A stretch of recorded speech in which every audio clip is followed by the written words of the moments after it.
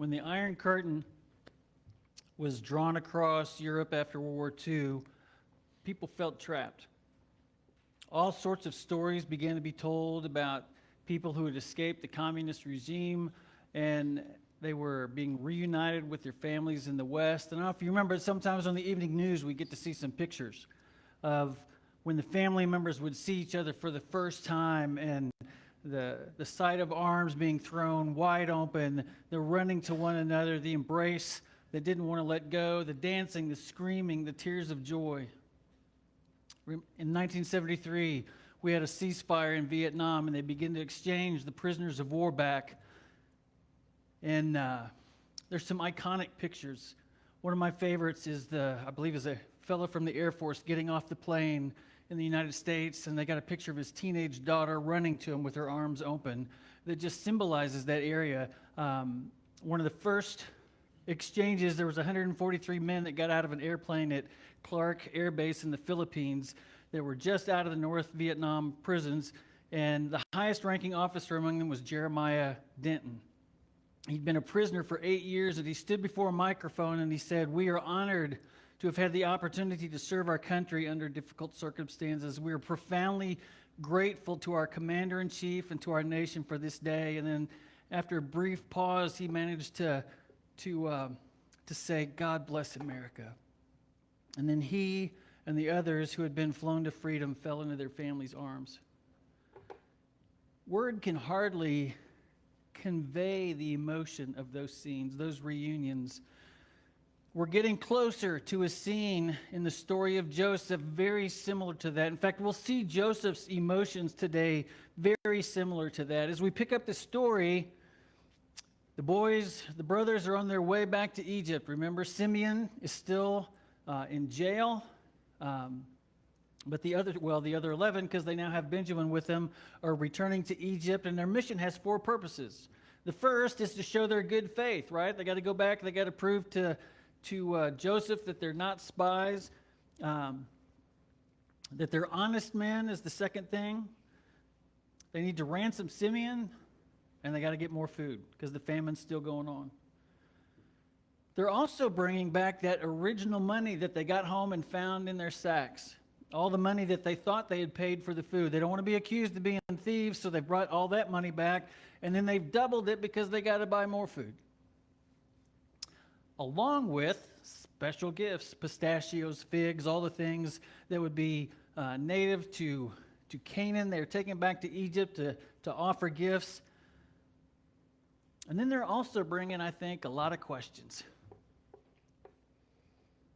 A lot of concerns. Is the prime minister actually going to release Simeon?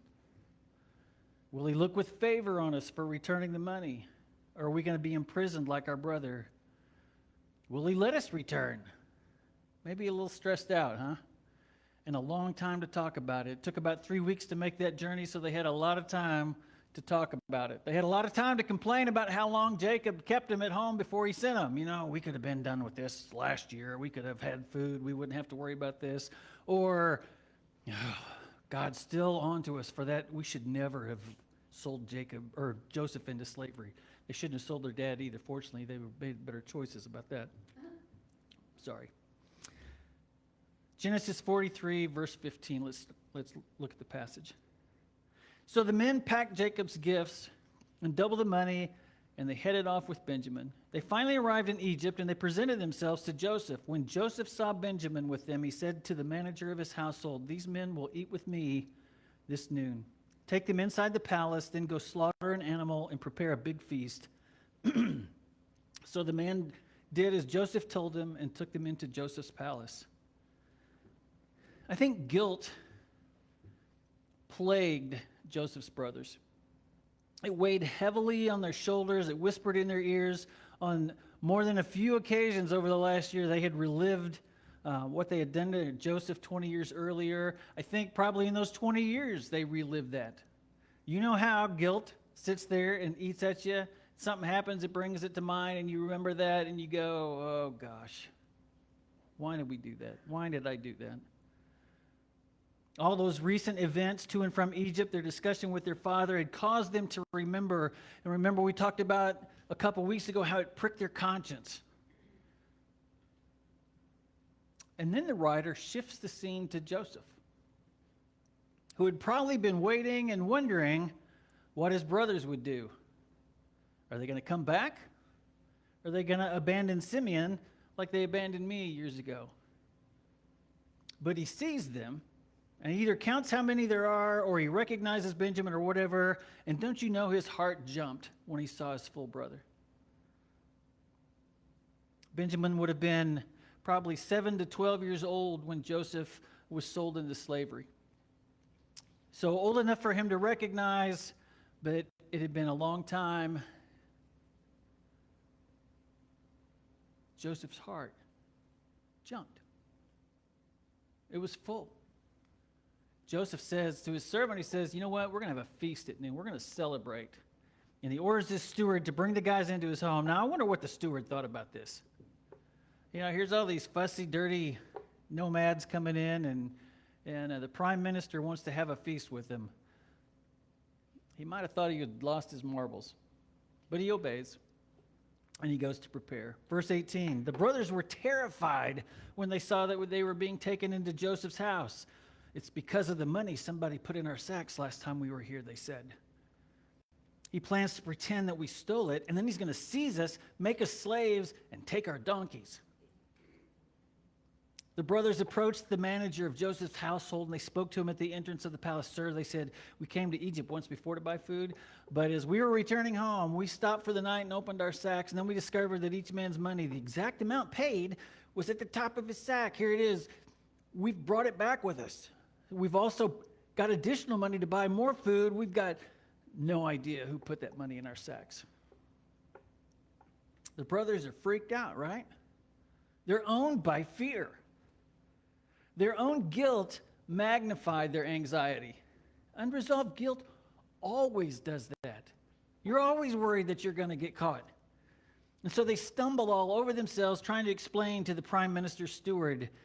And notice what they feared. That they would be taken as slaves. Where has that happened before?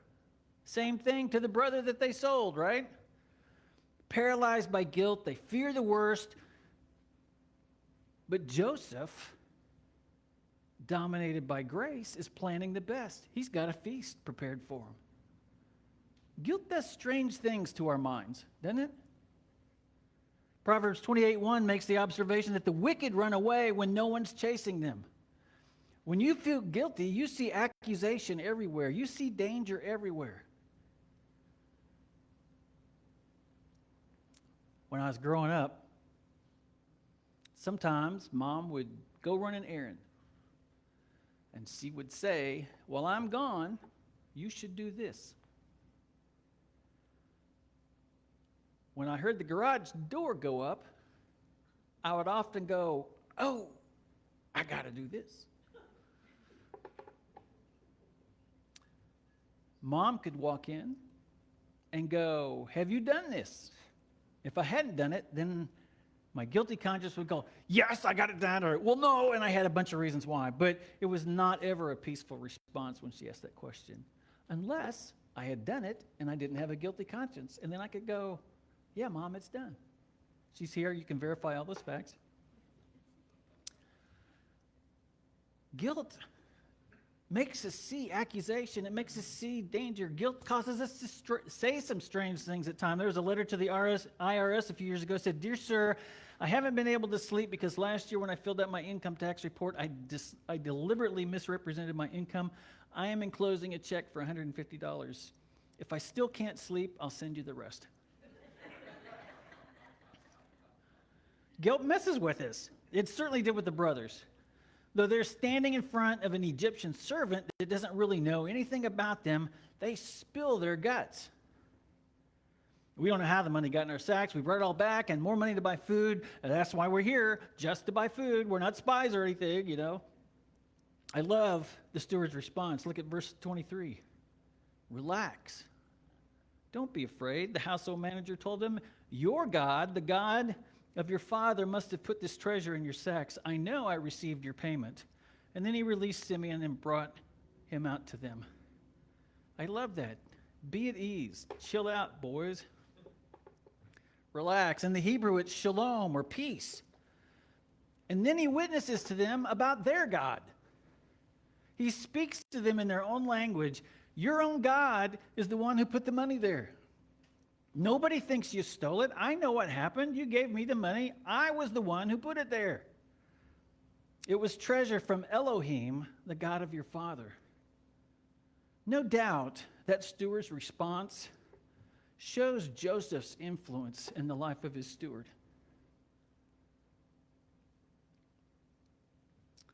Joseph's brothers had never connected the return of their money with the abundant grace of God. Why? Because that guilt kept them from seeing the hand of God's grace in their lives. It always does. And yet, the unearned favor of God had been abundant to them. Grain in abundance, money in abundance. Simeon is restored to them. Mercy in abundance. Though I have to tell you, if I'm Simeon, I got questions.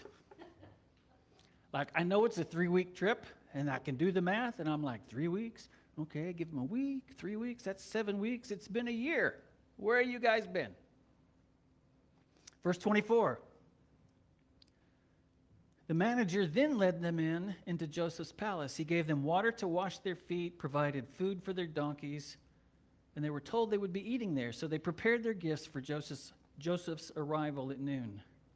Don't you know those boys were confused? They were afraid they were going to be accused of being spies. They were afraid they were going to be in trouble. They'd had all those excuses prepared, all the reasons why. And they're getting the star treatment. They had done all they'd been asked to do. They were expecting to be questioned and accused. No one's even mentioned Benjamin or spying. Is this a setup? Verse 26. When Joseph came home, they gave him the gifts that they had brought him, then bowed low to the ground before him. After greeting them, he asked, "How is your father? The old man that you spoke about, is he still alive?" "Yes," they replied. "Our father, your servant, is alive and well." And they bowed low again. Joseph shows up, and they fall all over themselves to show their sincerity. "Hey, we brought you these gifts." They bow down before him twice. Remind you of any dreams that we've talked about? This time there's 11 brothers bowing down. But Joseph is neither harsh nor angry. He's not yelling. He's not marching up and down and giving a speech. He's not leveling threats. In fact, he seems glad to see them, and he asks how their father is doing. Verse 29. And then Joseph looked at his brother Benjamin, the son of his own mother. Remember, they were full brothers. He's half brothers with the others. "Is this your youngest brother, the one you told me about?" Joseph asked. "May God be gracious to you, my son." And then Joseph hurried from the room because he was overcome with emotion for his brother. He went into his private room where he broke down and wept. After washing his face, he came back out, keeping himself under control, and then he ordered, "Bring out the food." Chuck Swindoll says that first sentence there is one of the most eloquent sentences in Scripture. In the Hebrew, it literally says he lifted his eyes and he saw Benjamin. Joseph looked up and saw his full-blood brother for the first time in over 20 years. My mother's son, his only full brother. And tears well up in his eyes as he struggles to maintain his composure. "Is this your younger brother? May God be gracious to you, my son." And his emotions get the best of him. And he has to leave to regain his composure. Joseph is the prime minister. He is a great and powerful man, but he was also a real human being with real emotions, who could step out of the corridors of power and have the strength to cry his heart out. And then the passage goes on to say in verse 31, he washed his face, he got himself under control, and he rejoined his brothers. Verse 32, the waiter served Joseph at his own table, and his brothers were served at a separate table. The Egyptians who ate with Joseph sat at their own table because Egyptians despise Hebrews and refused to eat with them. After a deeply emotional moment, they all sit down to eat.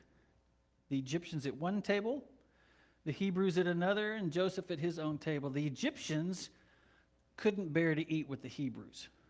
Probably because of religious or ritual reasons, the Egyptians didn't eat beef and they considered cows sacred. In Exodus 8:26, a few hundred years later, Moses writes to Pharaoh and he says, the sacrifice that we offer the Lord our God would be detestable to the Egyptians. So each of those groups, the Egyptians, the brothers, and Joseph, all ate at separate tables. The Egyptians considered anyone who was not Egyptian, since the Egyptians were descended from the gods, to be detestable. But something interesting happens. Verse 33. Joseph told each of the brothers where to sit, and to their amazement, he seated them according to age, from oldest to youngest. And Joseph filled their plates with food from his own table, giving Benjamin 5 times as much as he gave the others. So they feasted, and they drank freely with him.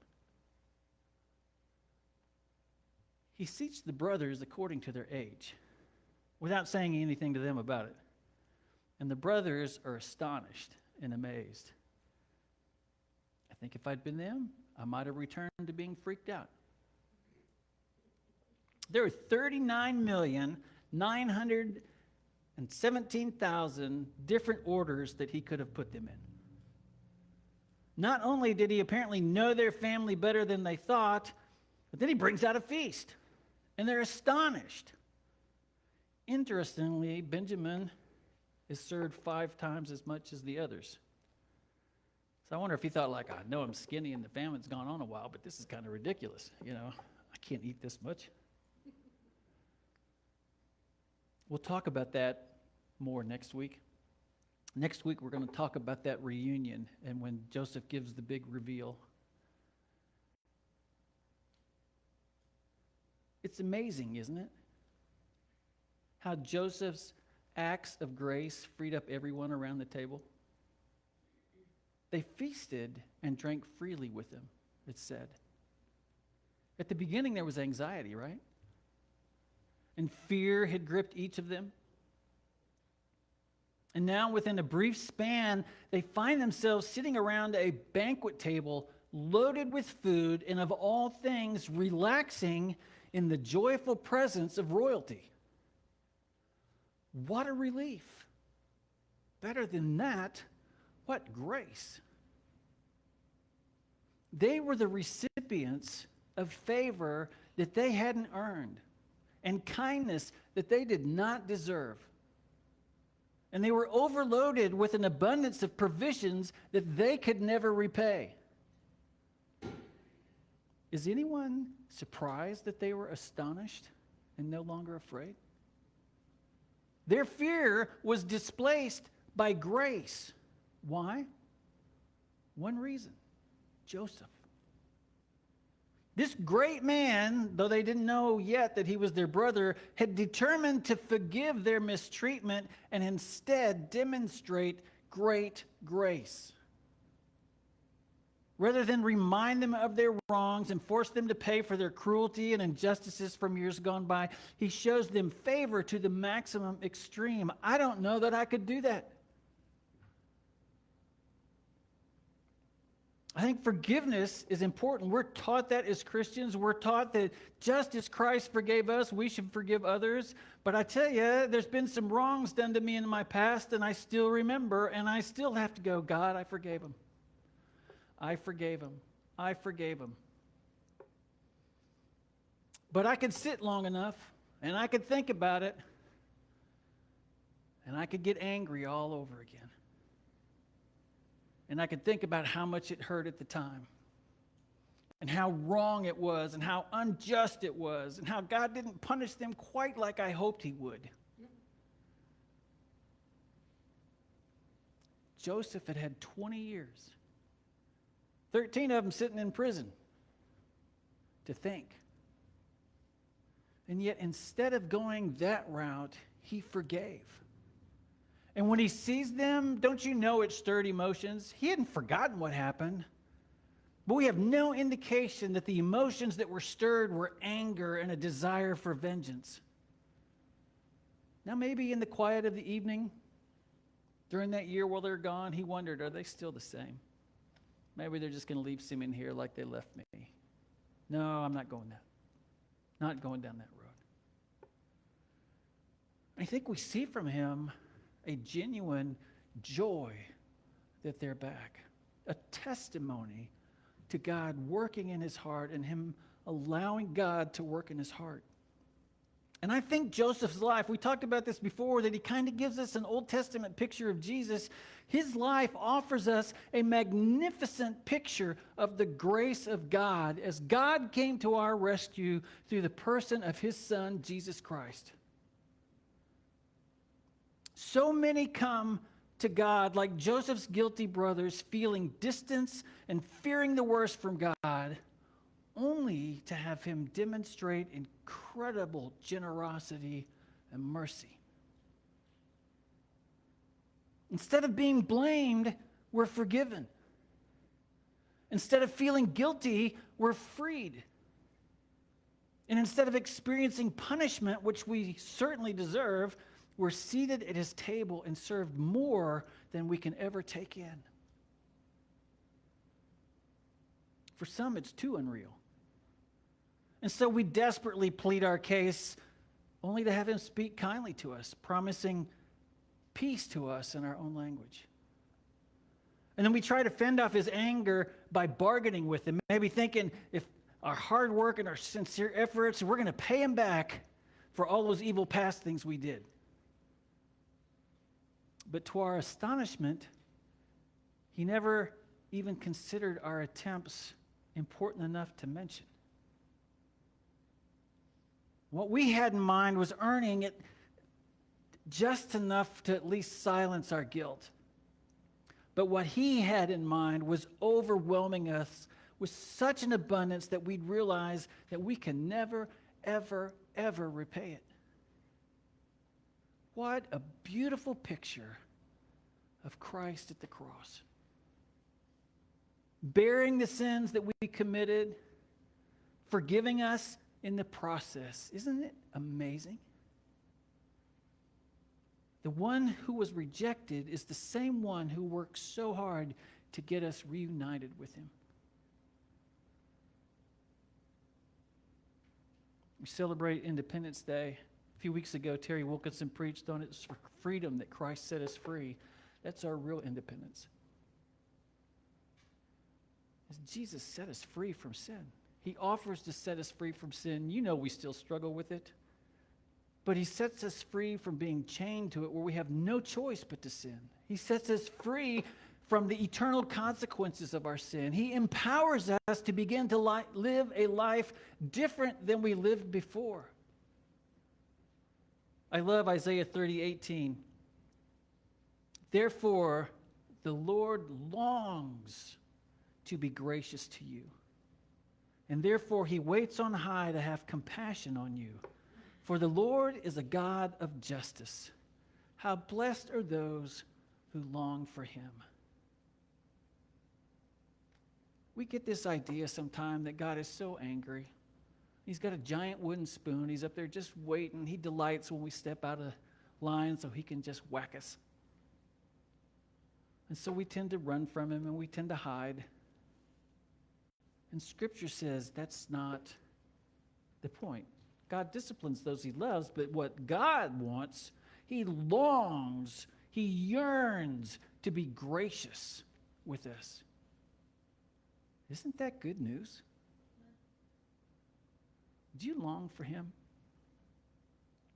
I got some great news for you. In an even greater way, greater than you can imagine, he longs to be gracious to you. He's offering you all those things that you hunger for: peace,